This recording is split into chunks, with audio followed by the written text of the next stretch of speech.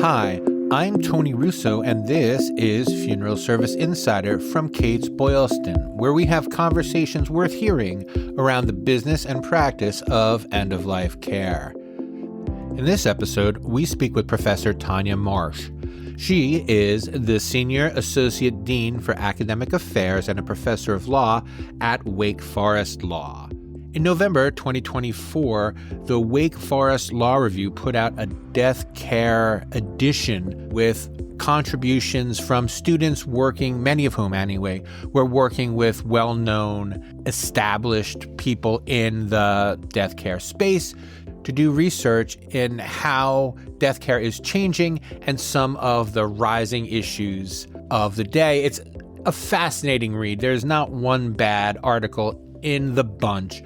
In this episode, we're going to talk about one of Dr. Marsh's articles written with Quincy J. Pyatt, and it is called Maybe It's Time to Let the Old Ways Die, New Data on Consumer Preferences in Death Care. What's exciting about this, and one of the reasons we're talking about it, is it's the first of what is proposed to be a continuing survey on death care disposition preferences that eventually will have a great breakdown by, right now it's broken down by demographic.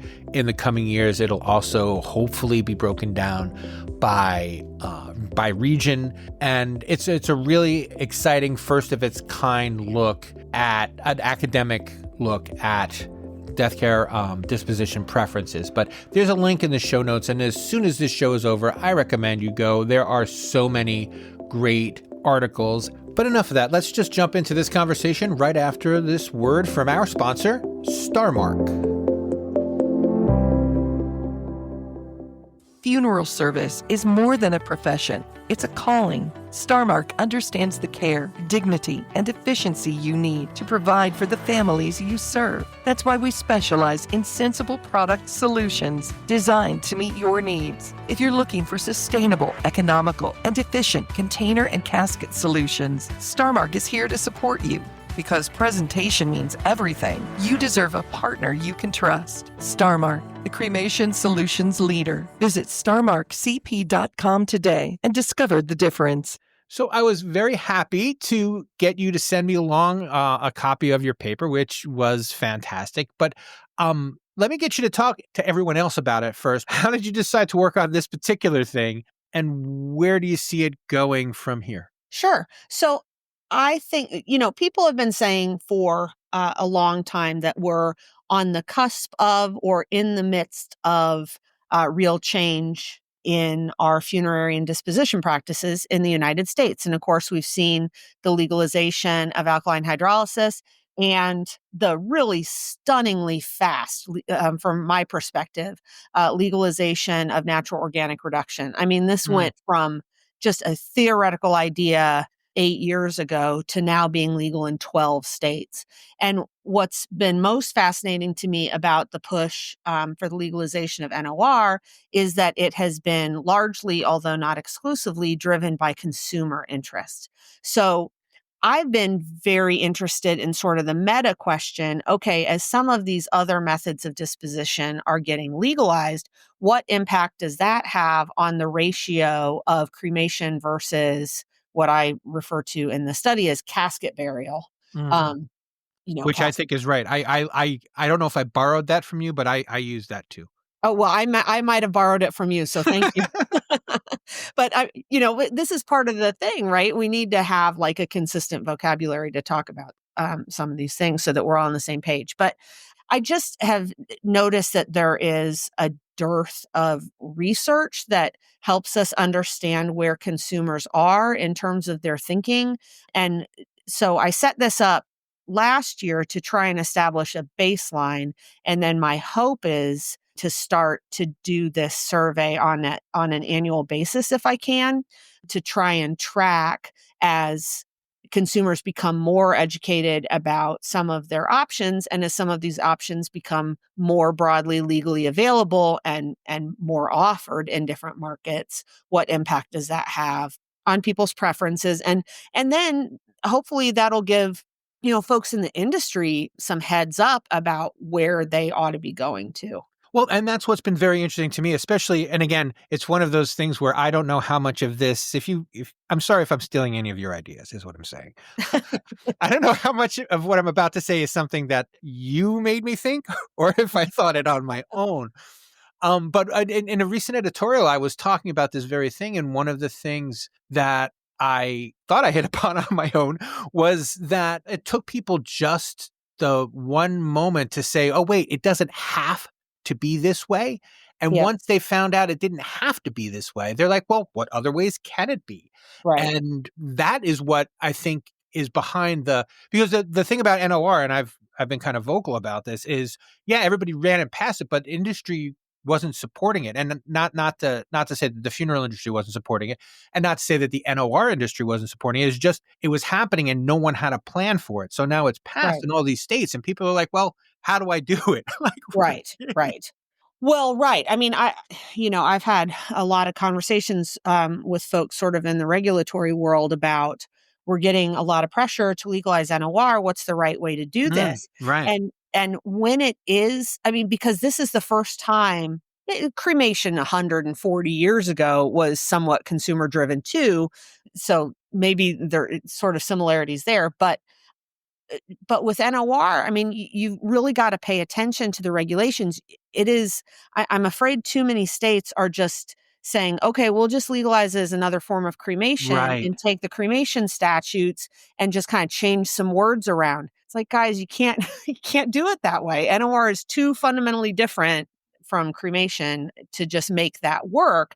And so I'm afraid that in some of these states, we might have it's getting legalized, but then the regulatory structure is such that nobody is going to be able to figure out how to actually offer it in that state. So then you haven't really taken a step forward, right? Right. And so there's like this kind of disconnect where the funeral industry has to get more adaptive to it. And what I find when I'm speaking with funeral directors is, these are people who are already very busy and like, invent a new way of decomposing a body is just so far down on their list. Sure. And there aren't a lot of people that will sell, that sell these apparatus. Well, one of the ways that NOR is fundamentally different, I think, than cremation by fire and water cremation is it is very hard for me to envision that a funeral home is just going to be able to buy a couple of units to offer NOR themselves. I mean, you're really going to have a facility that offers NOR, right? And Right. in part because the upfront investment is going to be significant. And then second, this process just takes significantly longer Right. than the other processes. So it just doesn't make any economic sense as far as I've thought about it, for a funeral home to like buy a couple pods. I don't think that's how it's going to go down. I think it's going to probably follow the pattern that we've seen so far in Washington and Colorado, where you have a small number of providers and then they invest a lot of money in having a significant number of these facilities. Which is interesting because it's almost the reverse of what's going on with cremation in a lot of jurisdictions. When a crematory closes, that's it. Because a lot of states are banning, I mean, cities, many, if not most cities have already banned putting up new crematories. Right. And so you see a lot of these kind of falling off. And it's not that there's nothing to replace them, but it is moving towards more of this centralized, especially with cremation, where everybody goes to the same 6 or 8, regional crematories. Right. Right. So we're going to have to try and figure out the economics of how this works, right? Yes. But turning to the Gen Z question, because that is always, it's weird because I don't know if they're inconsistent in answering questions, but it's funny that, it seems like every time I see something about Generation Z, there's another take that's a little bit different from the last take. Mhm. And I think that you're familiar with the NFDA, last year, the year before was like, Generation Z and millennials want to be buried in caskets. And I'm like, that just doesn't ring true. And, Mhm. the survey was what the survey was. And it wasn't quite that it was that given the choice, Right. it's different than making the choice. So can you talk about some of your findings with Gen Z and even millennials if it's. Well, sure. So let me just say real briefly, if this is an okay time to do it, Please. how I sort of set up what this survey was. Yes. So Sorry. Um, Yes. oh no. So what we did was we ask a series of questions to people who are 18 and older because we thought it was important to have the whole gamut and not just folks who had been involved in organizing a funeral in the past, because I Right. think some of the surveys that have been done in the past were just sort of focused on older people and people who had experience setting up funerals or organizing funerals. So we wanted to broaden it out a little bit. So first, we defined for them 6 different methods of disposition. And cremation, green burial, donation to science, casket burial, natural organic reduction, which we called human composting, and alkaline hydrolysis, which we called water cremation. So we ask people, are you familiar with this method of disposition? Would you consider this method of disposition for yourself? And then we ask them, after we've gone through all 6 and asked them those questions, we asked them to rank order what their choices were. Mm. And so then we did have enough folks in each of the 4 generations that we were able to split out some of those responses by generation. So let's see, Gen Z, pretty consistent in terms of cremation. I think overall 80% said they'd consider cremation. Gen Z, it was 81%. So that's Right. pretty much in line. Let's see, casket burial. Casket burial, would you consider casket burial for yourself? Overall, the yes was 51.6%. Gen Z was the highest, which was 65%, compared to the boomers, who are only 29% that they would even consider casket burial for themselves. Yeah, and so the joke around around my office, which I guess I just made myself, is like it's the difference between someone who hasn't seen the bill and someone who has seen the bill. So I did talk to some folks who maybe have a finger on the pulse of Gen Z a little bit Yeah. more than I do, and ask what the thought was. And it's interesting because apparently I don't know, does TikTok still exist this week? I don't know, but Yes. yeah, As of this recording, yeah. TikTok is legal in the But U.S. back in the day when TikTok was a thing, like 3 weeks ago, there was a whole like thing about looking good in your casket that was fairly popular among younger people. So I think there Oh, is some, like, this is all theoretical, right? right. And so one of the things I really want to trace over time is, in terms of some of these preferences, is, do we see does this cohort stick with their choices that they're making in their 20s, or Right. as they get older, does that change what their preferences are, right? Are the boomers preferences the boomers preferences, or is that people in their 60s and 70s preferences, right? So I think repeating this kind of research over time will help us understand, is this a generational thing or is this an age-based thing? That makes perfect sense to me. One of the interesting things about that, about the TikTok funeral TikTok is I guess what it's called, is it does have that sense of, well, if I don't want to reference Tom Sawyer because that might be too old, but it's got that kind of Tom Sawyer, like, let me see what my funeral would look like if it was Right. today. Right. Yeah, and that's the impression that when I saw that number, it would just, because I honestly, when I the first time I saw it, I'm like, that can't be right. And then I saw it in yours, I'm like, I guess it's right. It just it wouldn't make sense in my brain. And I think that you probably have hit on something there, and it'll be interesting to see how it develops over time. Because I mean, I'll just say anecdotally, and part of the reason I wanted to do a survey is because I think, we shouldn't be just kind Right. of making decisions based on anecdotal evidence. But I teach funeral and cemetery law at Wake Forest Law School. So I have Gen Z people in my class every year when I teach this class. And what has been fascinating to me is, at the beginning of the semester, virtually none of them have heard of NOR or water cremation. And by the end of the semester, I would say 80% of them say they want to do NOR. It has been unbelievable how Wow. much they have switched, from a pretty conservative, traditional viewpoint at the beginning. And then as they learned more, they went to sort of the newest thing, right? Which, Mm. who knows whether those are the preferences they'll stick with, or but people's capacity to change in a very short period of time has been pretty stunning to me from an anecdotal perspective. Hi, I want to take a second to talk to you about Kates-Boylston events. Now, in addition to putting out Funeral Service Insider and all of these podcasts and American Funeral Director and American Cemetery and Cremation and the occasional one-off publication, we hold events. We may hold 12 or 15 each year, depending upon how things go. Some of them are live, some of them are on the web, and some of them are webinars. We have an events page. It is events.kates-boylston.com. There is a link to that in the show notes where you can see all of our upcoming events. We have a very busy spring.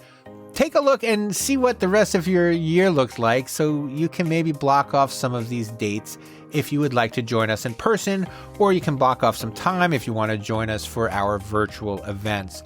The next one that we're having that you could reasonably attend is on April 1st in Pittsburgh.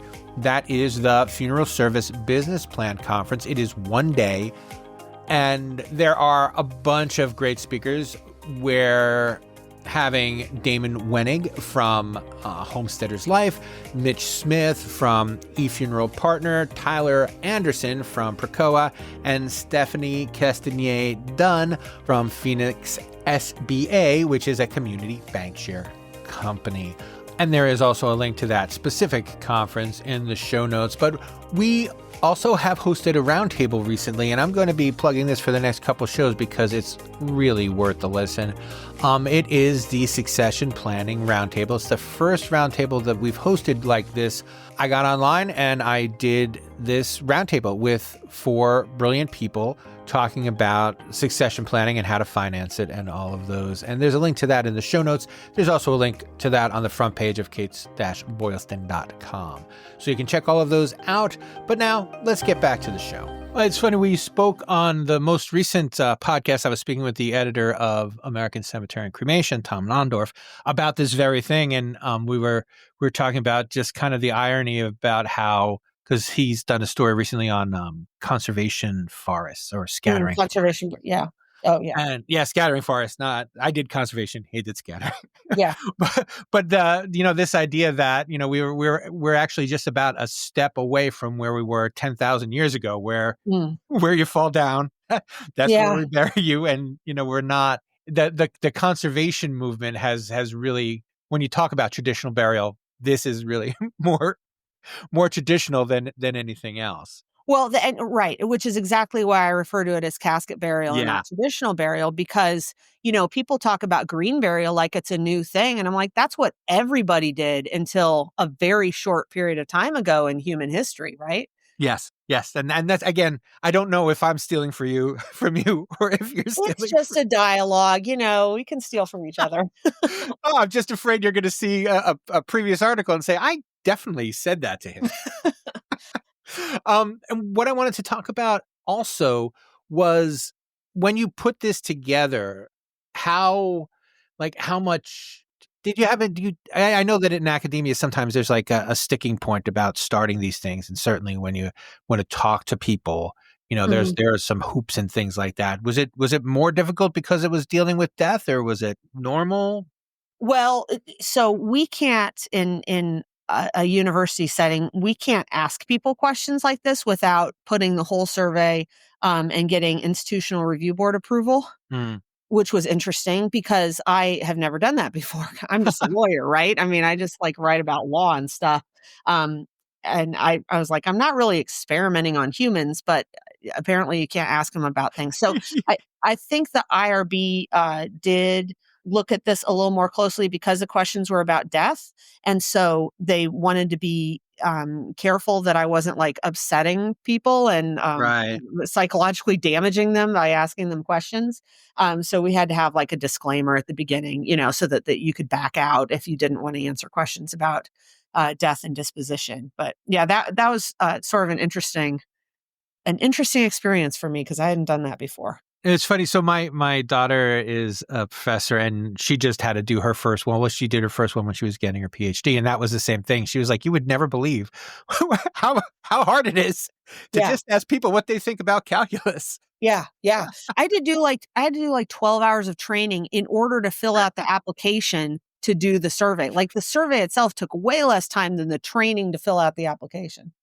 And how did you find your people? Is it all people from the area? What was that method? Would you like to talk about that? Yeah, so it was important for me to get a cross section of respondents that looked like America, and so we used the Prolific platform, which is one of these online platforms where you can go on it and get paid to do different surveys and Mm. things. So that has a higher reliability rate. It's understood among the academic community because people are registered and they're getting paid and they Mm. sort of know what they're doing in terms of taking surveys. And then also the platform collects, because these are people who take a bunch of different surveys. And so the platform like knows who they are and has demographic information on them.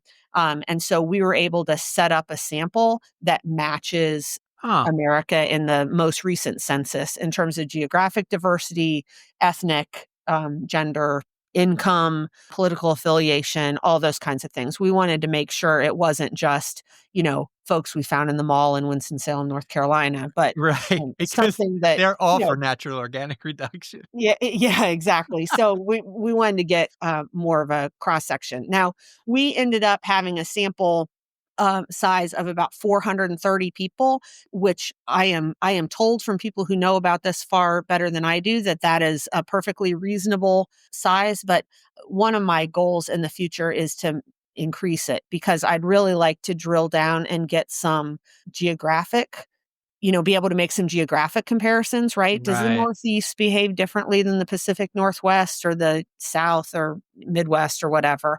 And we just didn't have enough people that we could do that with any kind of statistical significance. Cool. And so to tell you what you told me, even though it was geographically diverse, it wasn't none like everybody in St. Paul didn't take it. So you can't say what the Midwest is like. We didn't have enough. I could probably, it would take me a while to Mhm. go through and code everybody's answers and split them into regions of the country. I could probably do that. That frankly seemed like too much work to do. But Right. what I'd like to do, because it's easier to code people from their state.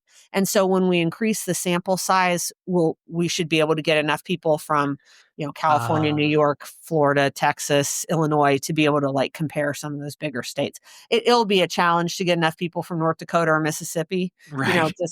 because some states it's just going to be hard to get enough people, but the bigger states we should be able to do that from for sure. Actually, I learned a couple of months ago it is almost impossible to fly a body out of Montana because the airport just doesn't do that kind of thing. So, Really? yes, so you have to drive out of state oftentimes if you have to ship a body Wow. out of Montana. And that's not an easy thing to do in Montana. No, you can drive for almost a day in Montana. Yeah. I I found that out the hard way. Well, maybe that's why their cremation rate's almost 80%. Yeah, it's easier to I guess the shipping remains is easier Yeah. than shipping cremated remains rather. I wanted to also ask you about. I know that you didn't necessarily have strong biases going in, but was there anything that shocked you? Anything that was really stood out as like this is something that is at least very worth tracking over time? Um, I think, yeah, I tried to not walk into this with any preconceived notions. I think there were two things that kind of, well, first of all, I was struck by how open people were to NOR and water cremation. So that was really interesting to me, from the numbers of people who were familiar with those versus the number of people who said that they'd consider it. It was right around 50% said they'd be willing to consider both of those, which I thought was really important information to share with legislatures when they're Right, considering legalizing these methods, because that suggests there's some pretty strong, whether or not people would want to do it, they want to have the option of right, doing it, right? And at least be able to think about it. The first thing that really surprised me besides that was how many people said they'd be interested in donation to science, because I think the actual numbers on, people who are donated for science, which of course is legal already in every state, is like sub 1%. So the number of people who said they really want to do that versus the number of people who actually do it, very different. Yes. Yeah. It's like organ donor twice. Yeah. Yeah. So that's interesting. And I want to figure out if there's some ways to drill down into that a little bit more. And then I think, I, I don't want to say I threw it in at the end, but it's a little different of a question, the question about embalming. And would you consider embalming for yourself? The yes was only 37% of people Mm. who'd consider it. And boomers were only 28%. I was really surprised by that only 28%, because, the main thing that I write about is sort of the occupational licensing structure of the funeral industry and the organizing principle of the entire regulatory structure for the funeral industry is the assumption that people are going to get embalmed. And so we don't know what the embalming rate is in the United States, right? We can make educated guesses based on the ratio of burial to cremation, but of course, Right. you could get embalmed and get cremated, so that doesn't really help us. But no government statistic tracks embalming. It's just impossible to sort of figure out what the actual embalming rate is.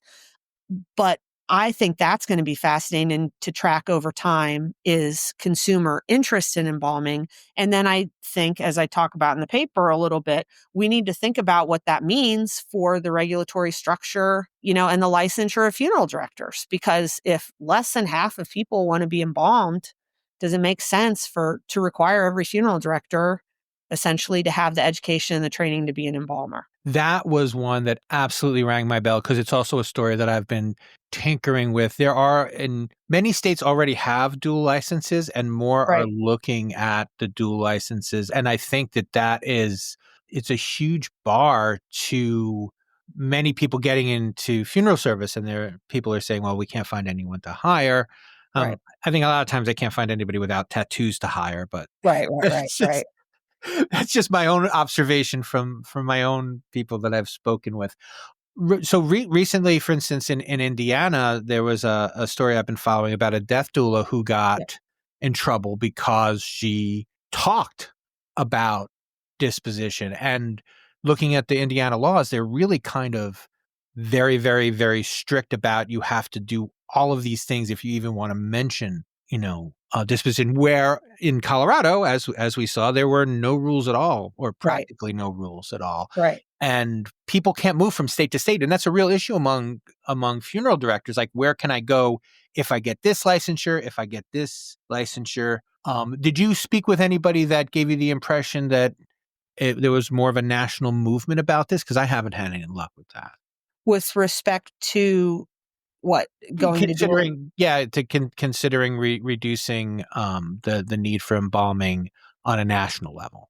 Well, I think that it's a conversation that's happening in many states. I Mm. mean, I don't know if it's, evenly spread, I guess, across the country, because but this is one of my sort of pet issues that I'm worried about, is I'm worried that in 10 to 20 years, we're going to have funeral deserts. Yes. Right? Because there are states that have particularly strict barriers to entry, and especially states that have a lot of rural territory where it is just not going to be economically feasible for somebody to spend the money that they'd need to spend to get licensed and buy somebody's practice, right? We're Yep. going to have funeral services in cities and suburban areas. We've got no problem there. But it's the big swaths of rural America where the economics are already challenging. And then you're going to have folks retiring without a family member to pass their funeral home on to. And are there going to be people who are licensed who are going to have the assets in order to take over that business? And I think we've already seen anecdotally that the answer in some cases is no, right? Mm. Those are the states that I'm really worried about. I haven't seen a lot of evidence that the states that are facing that fundamental problem are the ones who are really interested in, right? I mean, Yes. I think the states where you're seeing a push for dual licensure and for licensing home funeral guides and death doulas are the states that have big cities, right? Yes. Because that's where you see more of that activity, when in fact it's the exact opposite situation that really needs to think about broadening out their licensure. I teach my students about the history of, funeral directing and how people went from being undertakers to the creation of this profession. And I always show them some of these ads from like old newspapers in the Midwest where somebody was had a furniture store and they ran the ambulance and they were a funeral director. Right. In a small community, you needed to do all of those things to have an economically viable business, right? Mhm. And we professionalized to such a degree that that's not possible anymore. And the question is, okay, well, what if we need to have some kind, I'm not saying people need to have furniture stores and, funeral homes, but can we broaden things out a little bit, or at least reduce the costs of entry, to make it more economically feasible for people to operate in some of these areas where you're just not going to have as many cases. Yes, and I've been providing a lot of coverage. We had a seminar last year, and one of the presenters said that he expected 4,000 to 5,000 funeral homes to close in the next 4 years at the time. So Jeez. 3 years now, and it was almost like when you buy a car and all you can see is that car. Yeah. For the last several months, I see these closures, and they are closures of funeral homes that are not in the middle of nowhere, but kind of on the outskirts of Yeah. nowhere, and the property values are such that even and especially now post COVID, even in rural areas, the property values are such that you can't carry the burden of a new business. Right. And given that you're only going to bury 60 people a year, 80 people Well, a year. exactly. I mean, we like to talk about things like they're monolithic, right? The funeral industry, as if that's a thing, right? Right. When in fact, we have many, many funeral industries and it's incredibly hyper local. And so, you divide the number of funeral homes in the United States versus the number of people who die in a given year and you get a number. But that number has nothing to do with the reality of a funeral home that's operating in a rural area where I did a study of Nebraska a couple years ago. You look at the whole state, and I think the average number of cases per funeral home is like 52. But then I just ran Douglas County, which is Omaha, and their average was, in the hundreds, right? Hmm. Well, if the average across the state's 52 and in Omaha it's 350 or 400, what does that mean for Western Nebraska, right? Right. Yeah. And how are you running a business on 30 cases a year? Yeah, well, a lot of people they preach on the side or they are in the fire department, and Right. I was surprised at how many part-time, full-time funeral directors there were. But my concern is I can make that work if I inherited the business, Right, but right? you can't buy a business that But way. you can't buy a business if that's what you're doing. And I told you 30 minutes would come and go and you wouldn't even know it. We gotta So do a part 2. we will we are kind of running up against it, but I do want to ask if there's something that you wanted to say that I didn't give you the chance to say, or a question I should have asked that I didn't ask. Well, let me just mention that Please. that we published the article about this survey as part of the Wake Forest Law Review Symposium, The Future of Death Care in America. So I had the students in my funeral and cemetery law class write papers with a bunch of people who are active in this area. And so we have all those articles are for free online. If people Google Wake Forest Law Review, they can find all of those articles on a whole variety of subjects. And so hopefully it makes some interesting reading. Yes, and thank you for saying that, because I was going to ask you off air if I can share this with everybody, because you've given me a year's worth of story ideas Oh, just good. just in these essays. And is this an annual event or is this? It's not, unfortunately, not an annual event. We did one in, I think, 2017, and those articles are all up online too. But yeah, there's just in the area of legal academics, there's just very little written about this whole area. So I'm sort of on a crusade to try and get some stuff written and sort of in the literature so that people can recognize these issues and help try to figure it out. Well, excellent. Well, there will be a link to your article and also to the entire archive, volume Oh, wonderful. 59, number 4, November 2024, in the show notes. And thank you so much for joining me. Laura, thank you so much. I appreciate it. Funeral service is more than a profession. It's a calling. Starmark understands the care, dignity, and efficiency you need to provide for the families you serve. That's why we specialize in sensible product solutions designed to meet your needs. If you're looking for sustainable, economical, and efficient container and casket solutions, Starmark is here to support you. Because presentation means everything, you deserve a partner you can trust. Starmark, the cremation solutions leader. Visit starmarkcp.com today and discover the difference.